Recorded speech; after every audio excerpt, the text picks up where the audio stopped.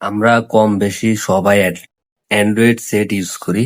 তো সেক্ষেত্রে হচ্ছে অনেক সময় আমরা মনের ভিতরে একটা আগ্রহ জাগে, একটা প্রশ্ন জাগে যে আমার মোবাইলটা কেউ মনে ইউজ করতেছে।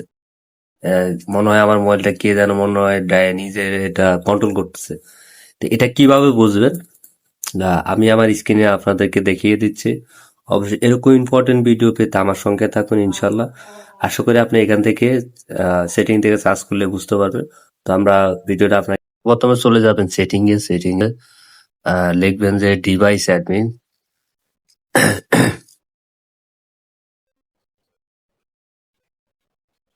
ডিভাইস অ্যাডমিন লিখবেন, ঠিক আছে? ডিভাইস অ্যাডমিন লিখলে এই যে দেখেন ডিভাইস অ্যাডমিন অ্যাপস, এখানে যাবেন। এখানে যাওয়ার পরে এই যে দেখেন যে device apps, device admin apps, এখানে চাপ দিবেন। এখানে চাপ দেওয়ার পর দেখেন আমার এখানে দুটো টপ মানে তার মানে হচ্ছে আমার এখানে কেউ ডিভাইস অ্যাডমিন কোনো কেউ কন্ট্রোল করতেছে না, ঠিক আছে?